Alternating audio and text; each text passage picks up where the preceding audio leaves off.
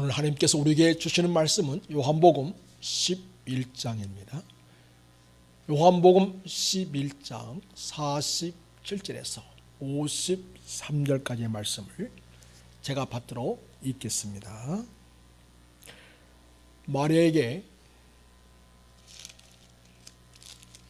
40절부터 읽겠습니다. 이에 대장들과 바리새인들이 공회를 모으고 이르되 이 사람이 많은 표적을 행하니 우리가 어떻게 하겠느냐. 만일 그를 이대로 두면 모든 사람이 그를 믿을 것이요 그리고 로마인들이 와서 우리 땅과 민족을 빼앗아 가리라 하니 그 중에 한 사람 그 해의 대제사장인 가야바가 그들에게 말하되 너희가 아무것도 알지 못하는도다.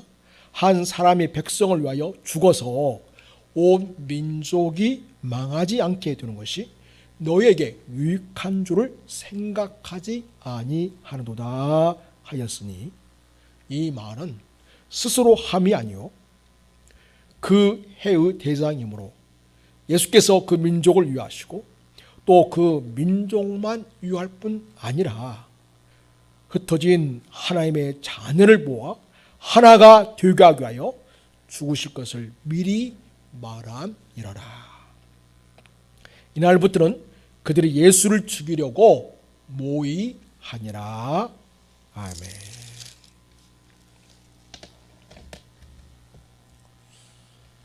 오늘은 요한복음 11장 47절에서 53절까지 말씀을 가지고 고난의 여정에 들어선 예수님이라는 제목으로 말씀을 통해 은혜를 나누도록 하겠습니다.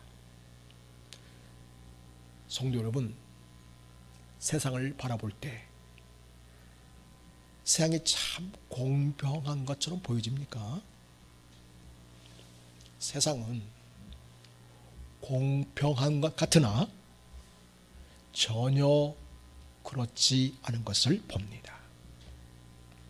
세상은 정의가 지배하는 것 같으나 오히려 불의가 득세하고 악이 성공을 거두는 것을 봅니다.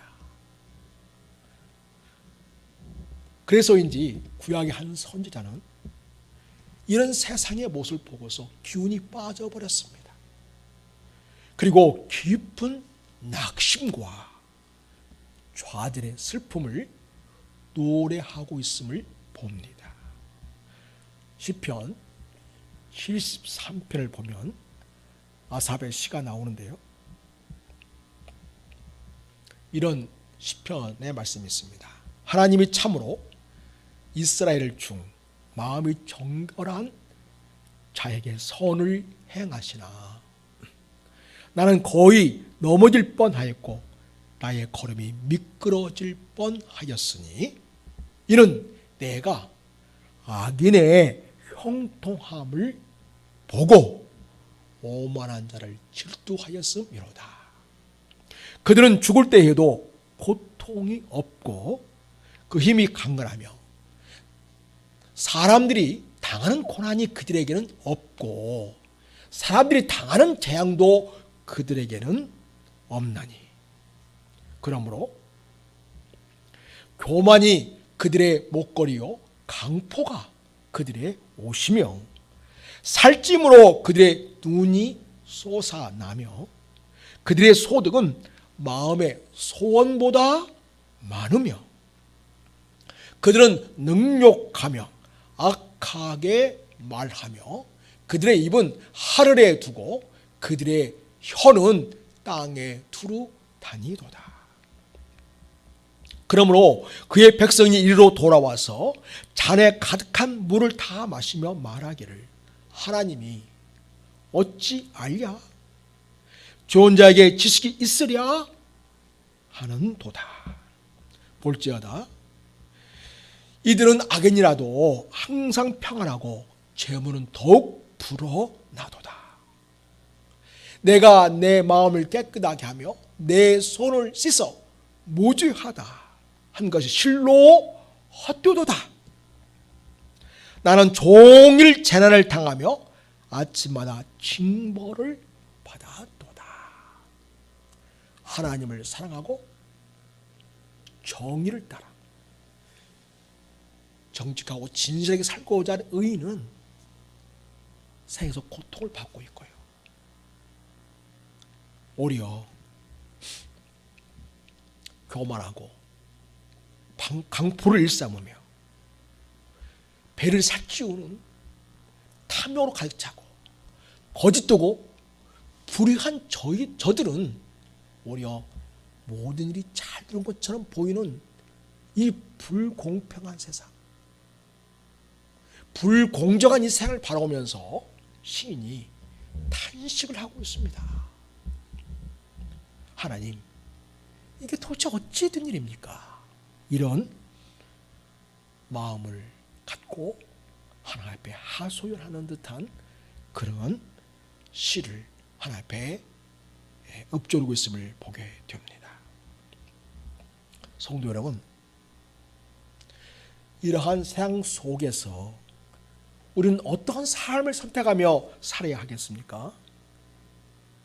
우리는 지난주에 나사로가 죽었다가 다시 살아난 사건을 보았습니다.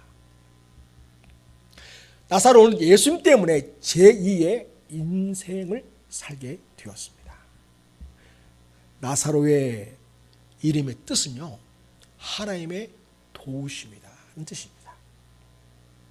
하나님이 도우신 자다, 하나님의 위로다, 그런 뜻이 있습니다.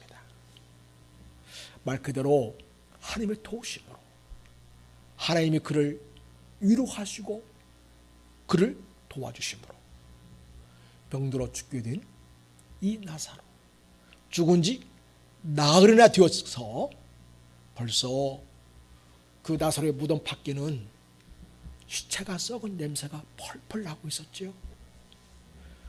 그랬던 나사로가 오직 예수님의 사랑과 은혜로 다시 살아나서 덤으로 살게 되었습니다. 이렇게 예수님은 마리아에게 이미 나사로가 살 것을 예고한 말씀을 주셨던 것처럼 부활이요 생명이신 분이십니다.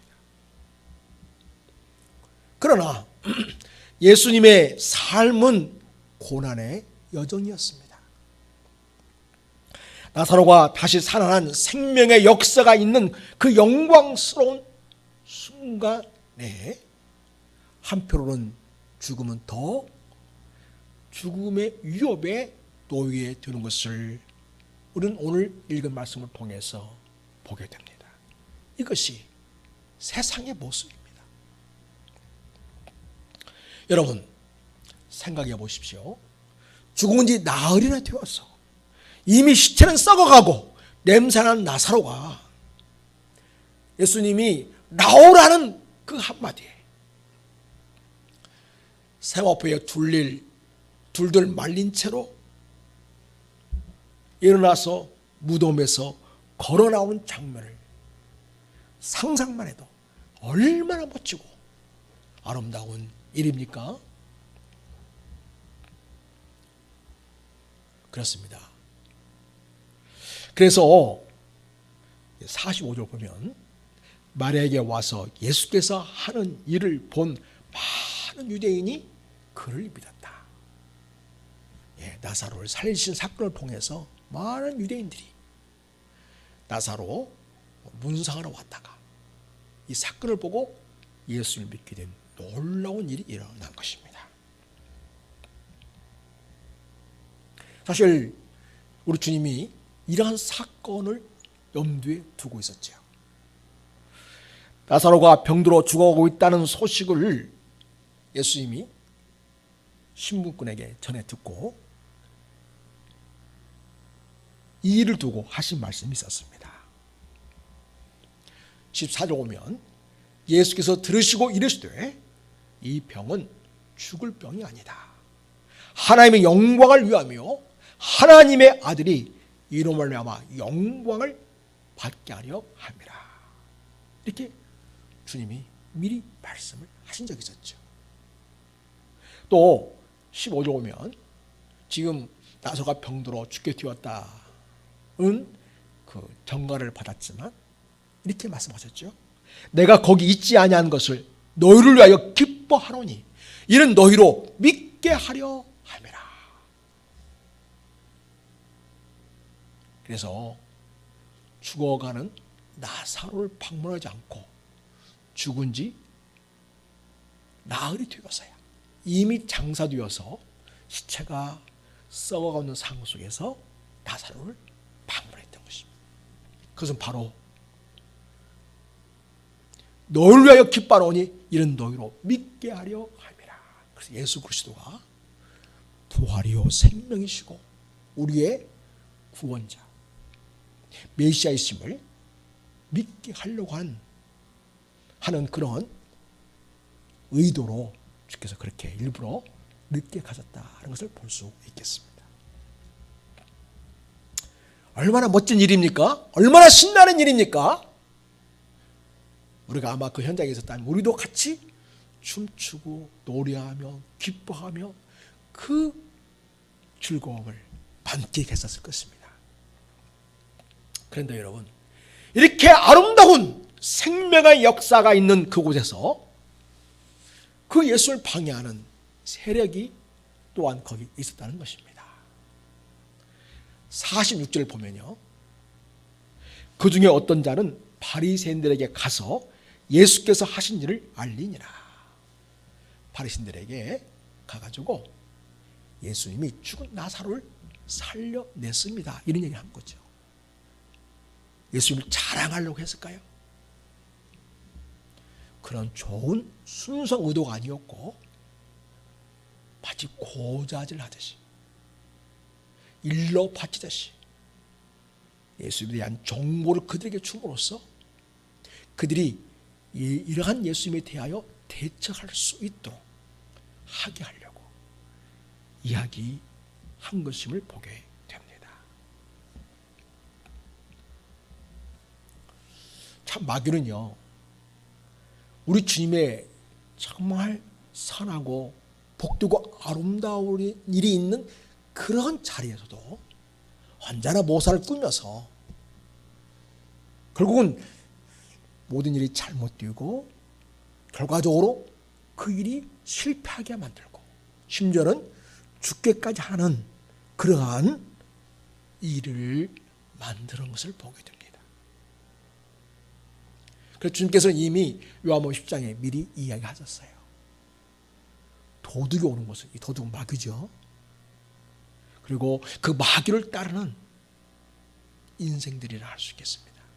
도둑이 오는 것은 도둑질하고 죽이고 멸망시키려 하는 것뿐이다. 그래서 마귀가 역사하는 곳에는 생명이 없습니다. 마귀가 역사하는 곳에는 인생을 도둑질하는 일이 있습니다. 마귀가 역사하는 그 현장에는 인생을 죽이는 일이 있습니다. 마귀가 역사하는 그 현장에는 결국 인생을 멸망하게 하는 일이 있습니다.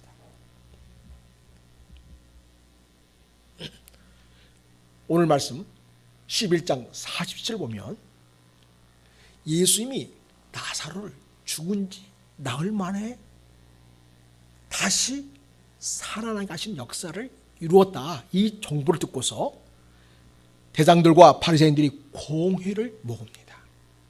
이르되 이 사람이 많은 표절 행하니 우리가 어떻게 하겠느냐. 여러분이라면 어떻게 답을 주시겠어요? 자, 여러분한테 물었어요. 대장들과 바리새인들이 공의를 모았는데 여러분이 그 공의원으로 그 현장에 가 있다, 그 현장에 있다 봅시다. 그럼 여러분은 어떻게 답을 주시겠어요? 이 사람이 많은 표절 행하니 우리가 어떻게 하겠느냐.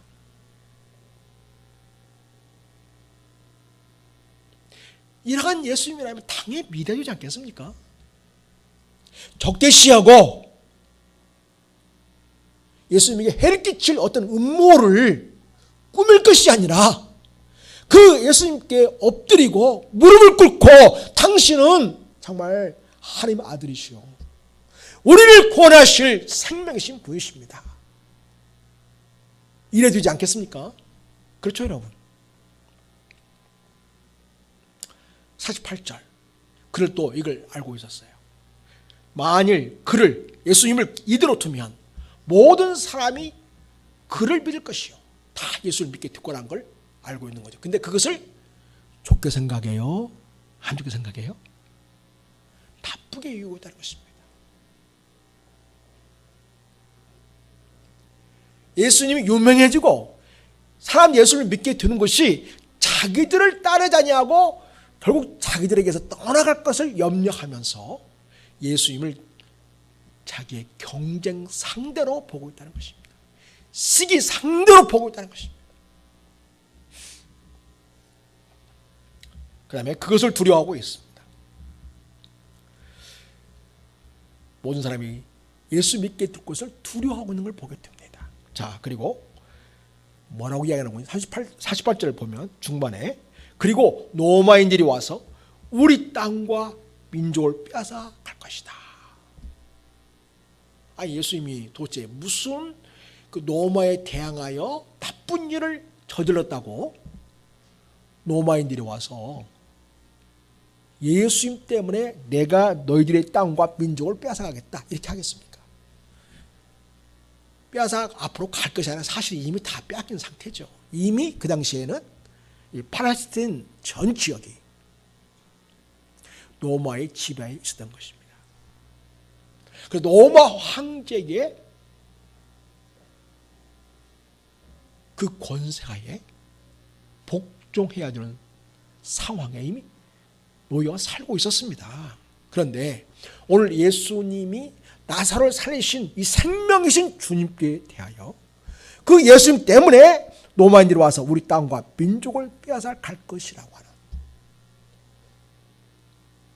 그 나라가 잘못되는 모든 탓을 누구한테 지금 뒤집어 씌우려고 하고 있어요? 예수님에게 뒤집어 씌우려고 하고 있습니다. 여러분, 세상이 돌아가는 거 보면 참 웃기죠? 그런 모습이 보이지 않습니까? 정말 정직하고 성실하게 좋은 결과를 낸 사람에 대해서 범죄 혐의를 뒤집어 씌우고 악인으로 만들고 온갖 거짓 기사로 도닥질을 해서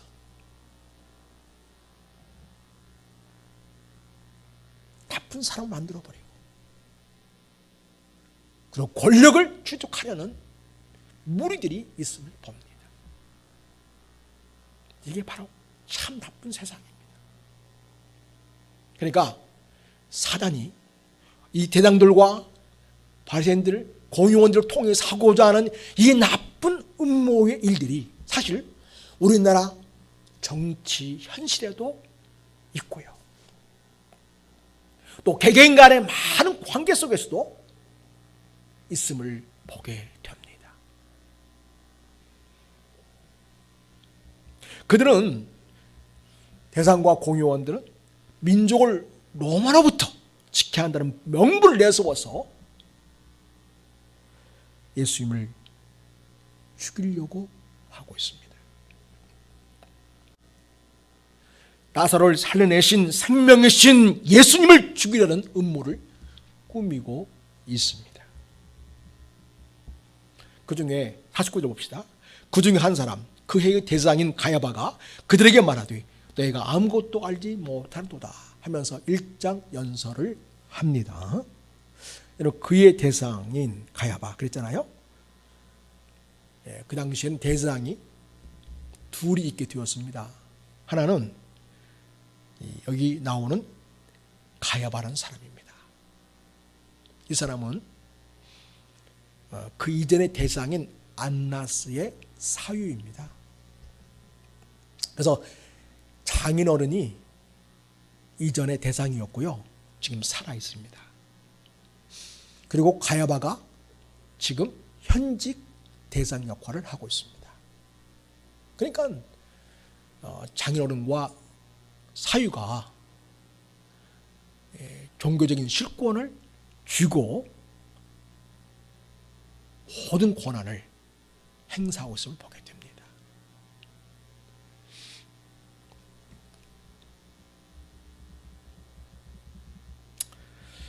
자, 그럼 가야바가 무슨 얘기를 하고 있습니까?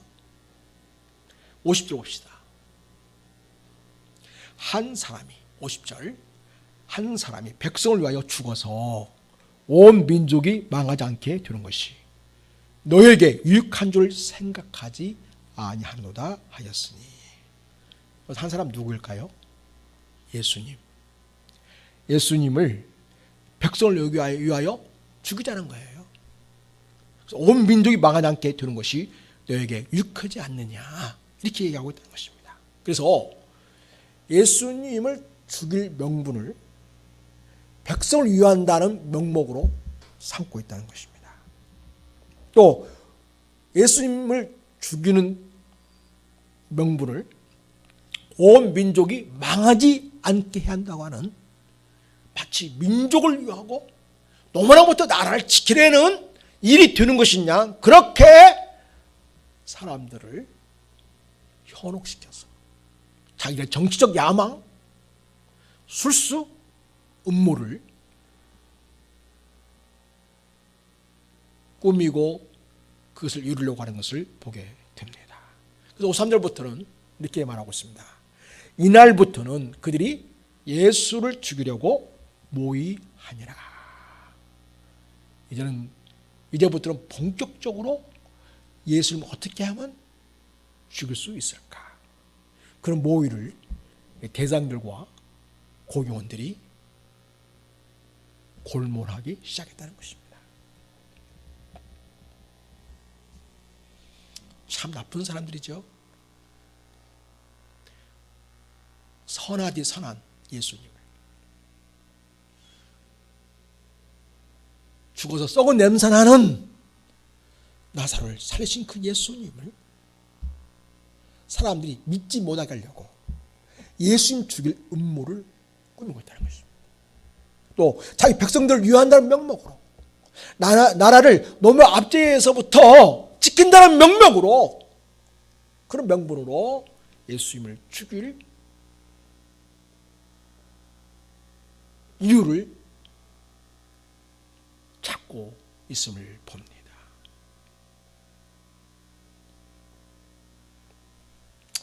자, 여러분, 대상 그 당시에 최고의 실세입니다. 장인과 사유가 전직 대제사장, 현직 대제사장으로서 그 종교적 실권을 다쥐고 있는 거죠. 그 당시에는 정치, 경제, 문화, 사회의 모든 권한을 이 종교적 권한의 실세자가 다 행사했죠.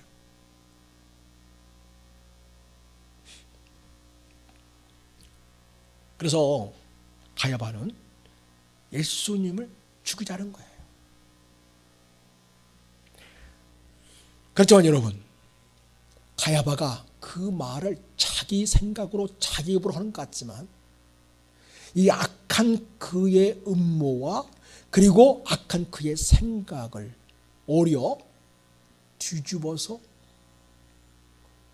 하나님은 위대한 인류 구원의 역사를 이루시는 방편으로 사용하심을 봅니다. 성경 그래서 이렇게 이 상황에서 이렇게 이야기를 하고 있습니다. 51절 보십시오. 51절. 이 말은 대상이 한 말이죠. 스스로 함이 아니요 그 해의 대상이므로 예수께서 그 민족을 위하시고 또 그 민족만 위할 뿐 아니라 흩어진 하나님의 자녀를 모아 하나가 되게 하기 위하여 죽으실 것을 미리 말하미라라.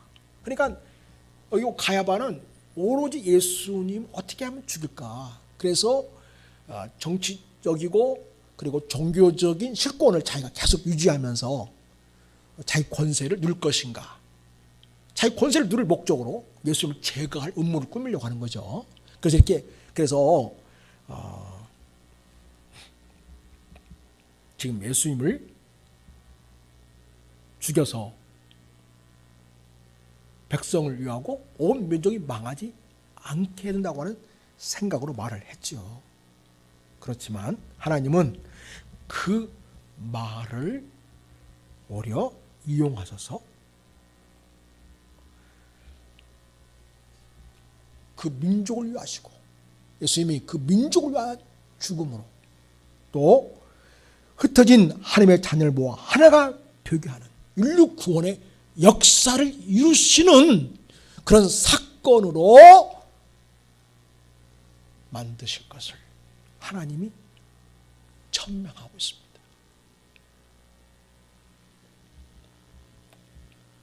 그래서 여러분, 마귀는 제끼에 넘어간 거죠. 여러분, 악이 특세하고 성공한 것 같아 보이지만 하나님은 그걸 뒤집어 엎어버리십니다. 이게 하나님의 역전적 전술이고 승리입니다.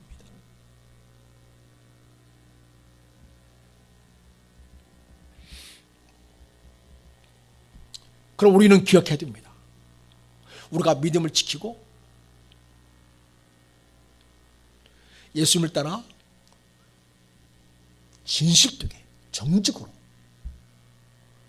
신세에 사는 삶의 어떤 위기를 만났을 때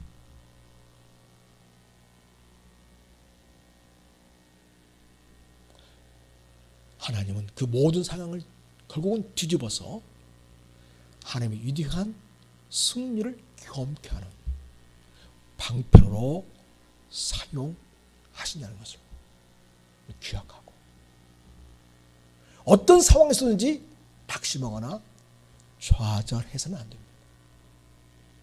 이런 신실하신 하나님의 역사가 있을 것을 기대하고 믿음을 보이는 우리가 될 수 있기를 바랍니다.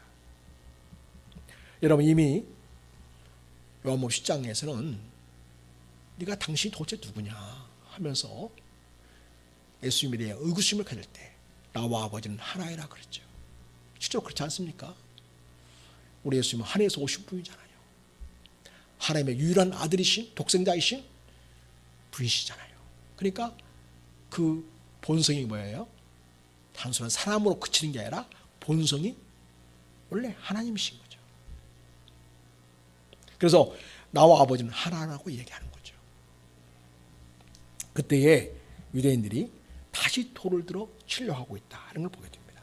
그래서 유대인들은 이미 이전에도 예수님에 대해서 적대감을 가지고 예수님을 죽일 생각을 하고 있음을 보게 되고요.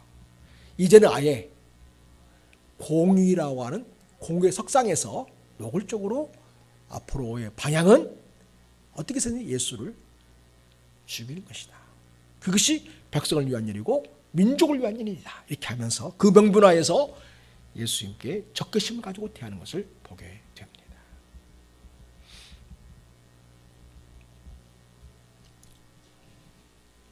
예수님이 그 자리에서 벗어나 나가셨습니다. 39절에 얘기하고 있죠. 자, 그리고 여러분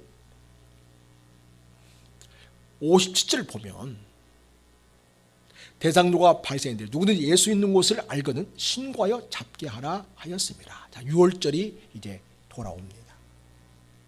6월절은 모든 유대 남자들은 다 예루살렘에 와서 성전에서 6월절을 지키는 것이 그들의 마땅한 본분이었습니다. 이때 예수님께도 올 것을 알고서 이 규를 잡아가지고 누구든지 예수 있는 곳을 알거든 신고하여 잡게 하라 이렇게 명령을 내려놨다는 것이죠. 그래서 예수님의 참 삶은요 정말 고난의 영 속에 있는 것을 보게 됩니다. 그래서 예수님이 에브라임 곳에 잠깐 머물러 계시다가 요한복음 12장에 가면 1절에 6월절 엿새 전에 예수께서 베다니에 이르셨다 이렇게 말하고 있어요. 여러분, 베다니는 어떤 곳이죠? 예수께서 죽은 자 가운데서 살리신 나사로가 있는 곳이죠.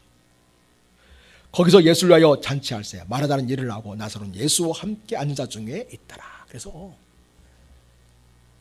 그 유대 지역에 오게 되면 예수님 당신이 이 대장들과 공의원들 그리고 바리새인들에 의해서 잡혀서 어려움을 겪게 될 것을 알지만 주님은 당신의 인생의 일정에 따라서 하나님의 의도하신 목적을 이루기 위하여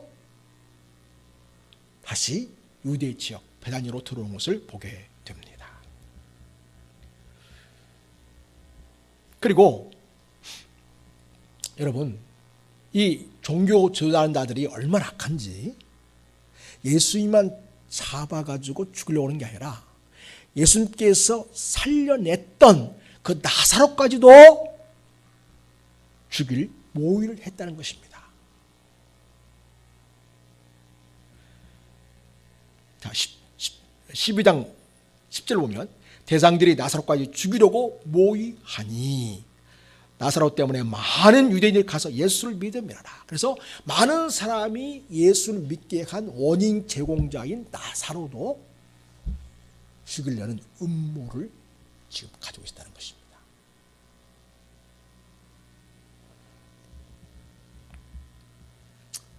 그러니까 12절 보면 그러면 주님이 다 그냥 포기하고 그러면 시골로 돌아가서 구원이고 뭐고 나는 그냥 편히 살아야겠다 이렇게 하신 것입니까? 아닙니다. 12절 보면 그 이튿날에는 명절에 6월절이죠. 온 큰 무리가 예수께서 예루살렘에 오신다는 것을 듣고 종려나무 가지를 가지고 맞으러 나가 이르되 호산나 찬송하리로다. 주의 이름으로 오시는 이 곧 이스라엘의 왕이시여 이렇게 외쳤고요. 예수님은 한 어린 나귀를 다졌습니다. 그래서 예수님은 당신이 하나님의 아들이시고 원래 이 땅에 오신 우리의 진정한 구원자이심을 드러내는 것을 주저하지 않으셨습니다. 그들이 예수님을 잡아 죽이려고 하는 모함을 하고 있음을 알고 있음에도 불구하고 주님은 당신이 해야 할 길, 가야 할 길을 꿋꿋하게 가시는 것을 보게 됩니다.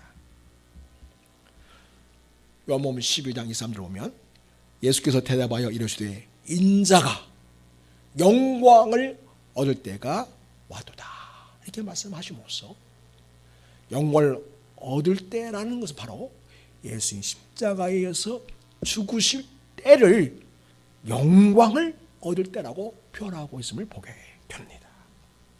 그러면서 내가 진실로 너에게 이르노니 한 알의 밀이 땅에 떨어져 죽지 아니하면 한 알 그대로 있고 죽으면 많은 열매를 맺느니라. 자기의 생명을 사랑하는 자는 잃어버릴 것이요 이 생에서 자기의 생명을 미워하는 자는 영생하도록 보존하리라 하시면서 당신의 생명을 하나의 밀알로 기꺼이 내어줌으로써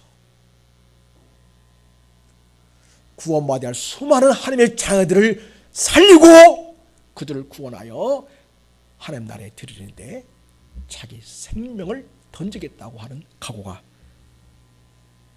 섰음을 보여주고 있습니다. 그러면서 내가 땅에서 들리면 내가 십자가에서 달려 죽게 되면 모든 사람을 내게로 이끌겠노라 말씀하십니다. 사사를 보면 이렇게 말씀하시면 자기가 어떠한 죽음으로 죽는 것을 보이심이라라.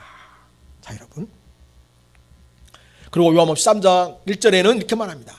6월절 전에 예수께서 자기가 세상을 떠나 아버지께로 돌아가실 때가 이른 줄 아시고 세상에 있는 자기 사람들을 사랑하시되 끝까지 사랑하시라. 그래서 이제는 십자가에 죽으실 때가 다 왔음을 주님이 알고 계셨습니다. 예수님은 죽음을 앞두고서도 자기의 주어진 인류 구원의 길을 계속 가시는 것을 보게 됩니다. 그것이 예수님의 방식이었고 고난에 대한 대처 방식이었습니다. 사랑하는 여러분, 다음 주에도 이어서 이러한 부분에 대해서 우리가 좀 더 깊은 묵상을 나누기를 바랍니다. 오늘 우리는 이러한 주님의 삶의 모습을 바라보면서 내가 하나님의 선한 뜻을 품고 하나님의 자녀로서 정직하고 진실하고 용기 있게 살아가는 삶에 대해서 어떤 위험을 만났을 때, 어떤 모함을 만났을 때 우리는 어떻게 살아야 할까? 여러분, 우리 주님이 때로는 피하기도 하셨어요. 때로는 한 곳에 가서 머물기도 하셨어요. 그렇게 하셨지만은 궁극적으로는 당시 가야 할 길을 그대로 가시는 것을 보게 됩니다. 그 길은 하나님께서 주신 길이요 하나님의 뜻을 이루는 길이요 그 길은 바로 우리를 구원하신 길이었기 때문에 주님이 그렇게 하신 것이었습니다. 오늘 말씀의 제목처럼 우리 주님은 고난의 여정에 들어서 있음을 봅니다. 그 정점은 바로 십자가에서 죽으시는 것입니다. 주님은 그걸 알고도 기꺼이 자기를 세상에 드러내시며 하나님께서 그에게 주님께 향하신 하나님의 뜻을 따라 자기 생명을 기꺼이 내어주고 우리를 위하여 기꺼이 자기 생명을 아낌없이 주려고 하는 목적으로 그렇게 이 십자가를 향한 길을 가신 것을 보게 됩니다. 때로는 우리가 예수 믿는 이 길이 힘들 수 있겠습니다. 우리가 믿음을 따라 사는 것이 고단할 수 있겠습니다. 때로는 모함이나 불의한 자들에 의해서 어떤 적대감을 만날 수도 있겠습니다. 그러나 여러분, 우리는 예수님의 제자입니다. 예수님이 걸어갔던 그 길을 가는 것처럼 예수님이 하셨던 그러한 의연하고도 당당하면서 그러나 겸손한 모습으로 꿋꿋하게 그 길을 가셨던 것처럼 우리도 그렇게 주님의 사람으로서 우리에게 주어진 하나님께서 원하신 그러한 삶을, 그러한 인생의 길을 걸어가는 우리가 될 수 있기를 바랍니다. 어떤 상황에도 낙심하거나 좌절하지 마시고요. 악의 득세하는 것 같고 세상이 불공평한 것 같아 보이지만 결국 온 세상을 심판하실 심판주 누구이십니까? 여호와 하나님이십니다. 온 세상을 결국 제자로 되돌릴 분이 누구십니까? 역사의 주인이신 여호와 하나님이십니다. 우리 예수님은 그러한 아버지 하나님에 대한 믿음이 확실했고 분명했기 때문에 주님이 이 길을 걸어갈 수 있었던 것입니다. 우리도 우리 삶의 자리에서 하나님의 자녀로서 명분 있는 삶을 살아내는 그 길에 어떤 도전과 위험이 있다 할지라도 꿋꿋하게 하나님 원하신 그 길을 따라 그러나 겸손하고 유연하게 그러나 지혜롭게 그러나 계속하여 하나님 나라를 위하여 그의 의를 위하여 이 세상에 하나님의 역사를 이루기 위하여 인생의 발걸음을 떼는 우리 사랑하는 우리 모든 성도가 될 수 있기를 그래야 진정한 예수님의 제자로서의 삶의 모습을 이루어가는 우리 될 수 있기를 예수님의 이름으로 축복하고 그러한 여러분을 우리 주님께서 도우시고 성령 하나님께서 함께 하시기를 축원해 드립니다. 기도하겠습니다. 하나님 아버지, 우리 주님은 죽었고 이미 살이 썩어서 냄새가 나는 나사로를 다시 살리셨습니다. 그러심으로 우리 예수님은 정말 생명의 주요 부활의 주이심을 세상에 알리셨습니다. 그러나 이것을 시기하고 예수님을 죽이려 드는 자들이 있었습니다. 대장들과 바리새인들, 공의원들은 회의를 하고서 공적으로 예수님을 죽일 모의를 하고 있음을 봅니다. 그러나 주님은 그들의 적의가 있음에도 불구하고 포기하지 않으셨습니다. 그 길은 하나님께서 그에게 맡기신 길이었기 때문에 그 길은 하나님이 사랑하시는 하나님의 자녀들을 구원하신 길이었기 때문에 우리 모든 인류를 위한 길이었기 때문에 우리 주님은 당신의 목숨을 기꺼이 내어줄 그런 각오와 결심으로 꿋꿋하게 그 길을 가졌습니다. 우리는 주님의 제자입니다. 주님 때문에 구원을 받았고 죄로부터 자유함을 얻었습니다. 영원한 생명을 얻었습니다. 하나님 나라를 받았습니다. 예수님의 제자로서 이 땅에 살아갈 때 어떤 어려움과 위험을 만나더라도 어떤 반대와